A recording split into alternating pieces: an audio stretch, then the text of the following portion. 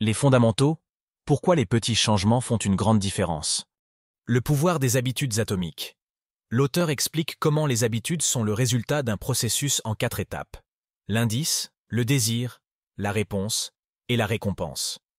Il montre comment les petits changements peuvent se cumuler et produire des résultats remarquables à long terme, grâce à l'effet de la croissance composée.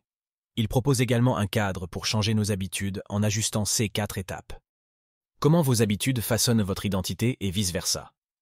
L'auteur affirme que les habitudes ne sont pas seulement des actions, mais aussi des expressions de notre identité. Il distingue 3 niveaux d'identité. Le résultat, ce que vous obtenez, le processus, ce que vous faites, et l'être, ce que vous croyez. Il suggère que, pour changer nos habitudes de façon durable, nous devons changer notre identité de base et adopter celle de la personne que nous voulons devenir. Comment construire de meilleures habitudes en 4 étapes simples?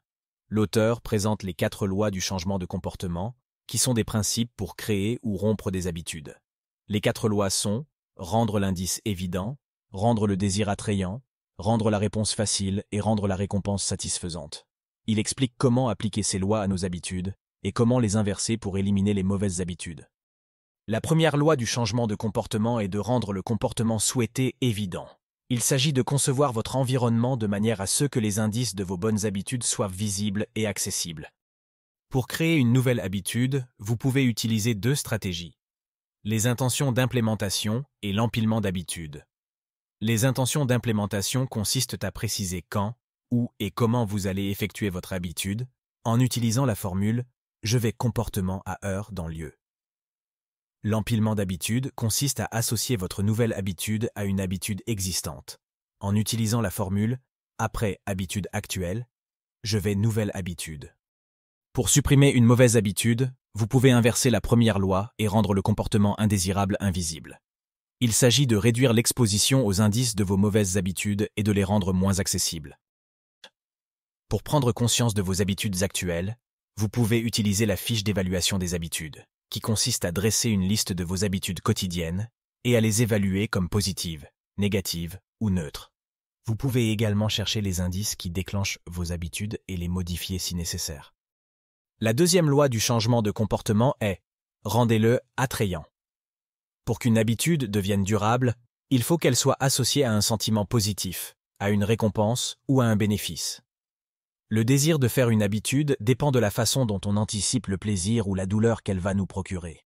Les habitudes sont motivées par la dopamine, un neurotransmetteur qui déclenche l'envie d'agir.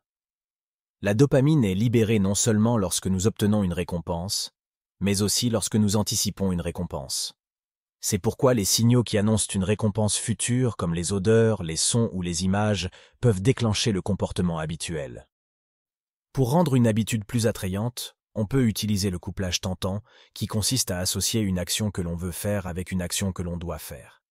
Par exemple, écouter un podcast que l'on aime pendant que l'on fait du sport, ou regarder une série que l'on adore après avoir terminé une tâche ennuyeuse. On peut aussi rejoindre une culture où le comportement souhaité est le comportement normal. Nous sommes influencés par les personnes qui nous entourent, et nous avons tendance à imiter les habitudes de 3 groupes en particulier: les proches, les nombreux et les puissants. Si nous voulons adopter une bonne habitude, il faut s'entourer de personnes qui la pratiquent déjà et qui nous apprécient pour cela. Enfin, on peut créer un rituel de motivation, qui consiste à faire quelque chose que l'on apprécie immédiatement avant une habitude difficile. Cela permet de créer un état d'esprit positif et de renforcer l'association entre le plaisir et l'action. Par exemple, écouter une musique entraînante avant de faire un discours ou boire un café avant de commencer à travailler. La 3e loi du changement de comportement est « rendez-le facile ». Il faut réduire la friction et les efforts nécessaires pour adopter une bonne habitude et augmenter ceux qui empêchent une mauvaise habitude. La formation d'une habitude repose sur la répétition, pas sur le temps. Plus on pratique une habitude, plus elle devient automatique et ancrée dans le cerveau. Il faut donc rendre la pratique aussi facile et fréquente que possible. Il existe plusieurs stratégies pour faciliter la pratique d'une habitude. Réduire le nombre d'étapes entre soi et l'habitude, préparer son environnement pour rendre l'action future plus facile, optimiser les petits choix qui ont un grand impact, utiliser la règle des 2 minutes pour réduire l'ampleur de l'habitude, et automatiser son comportement grâce à la technologie ou aux choix ponctuels. L'inversion de la 3e loi est « rendez-le difficile ». Il faut augmenter la friction et les efforts nécessaires pour adopter une mauvaise habitude et réduire ceux qui favorisent une bonne habitude. Il existe plusieurs stratégies pour rendre difficile la pratique d'une mauvaise habitude. Augmenter le nombre d'étapes entre soi et l'habitude, rendre son environnement moins propice à l'action indésirable, utiliser un dispositif d'engagement pour restreindre ses choix futurs, ou demander de l'aide à quelqu'un pour se rendre redevable. La quatrième loi du changement de comportement est « rendez-le satisfaisant ». Nous sommes plus susceptibles de répéter un comportement lorsque l'expérience est agréable. Le cerveau humain a évolué pour privilégier les récompenses immédiates plutôt que les récompenses différées. La règle cardinale du changement de comportement est « ce qui est immédiatement récompensé est répété. Ce qui est immédiatement puni est évité ». Pour qu'une habitude persiste, vous devez ressentir un succès immédiat, même si c'est de façon minime. Les 3 premières lois du changement de comportement, rendez-le évident, rendez-le attrayant et rendez-le facile, augmentent les chances qu'un comportement soit effectué cette fois-ci. La fourre loi du changement de comportement, rendez-le satisfaisant, augmente les chances qu'un comportement soit répété la prochaine fois. Utilisez le renforcement. Donnez-vous une récompense immédiate lorsque vous terminez votre habitude. Rendez ne rien faire agréable. Lorsque vous évitez une mauvaise habitude, concevez un moyen de voir les avantages. Utilisez un suivi des habitudes. Gardez une trace de votre série d'habitudes et ne brisez pas la chaîne. Ne manquez jamais 2 fois. Lorsque vous oubliez de faire une habitude, assurez-vous de reprendre le bon chemin immédiatement.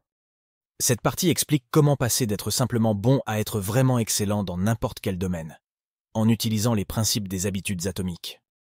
Le chapitre 18 traite de la vérité sur le talent et comment les gènes influencent nos habitudes, mais ne les déterminent pas. Il présente le concept de zone de génie, qui est l'intersection entre ce que vous aimez faire, ce dans quoi vous êtes doué, et ceux qui apportent de la valeur aux autres. Il propose également des stratégies pour exploiter vos forces naturelles et compenser vos faiblesses. Le chapitre 19 explique la règle de Goldilocks, qui consiste à rester motivé dans la vie et le travail en choisissant des défis qui ne sont ni trop faciles ni trop difficiles, mais juste assez stimulants. Il montre comment ajuster la difficulté de vos habitudes en fonction de votre niveau de compétence, et comment utiliser la rétroaction et la mesure pour évaluer vos progrès. Le chapitre 20 expose les inconvénients de créer de bonnes habitudes et comment éviter de devenir prisonnier de vos systèmes. Il souligne l'importance de la réflexion et de la révision régulière, ainsi que de la remise en question de vos anciennes habitudes et croyances. Il encourage à adopter une mentalité de croissance et à expérimenter de nouvelles approches.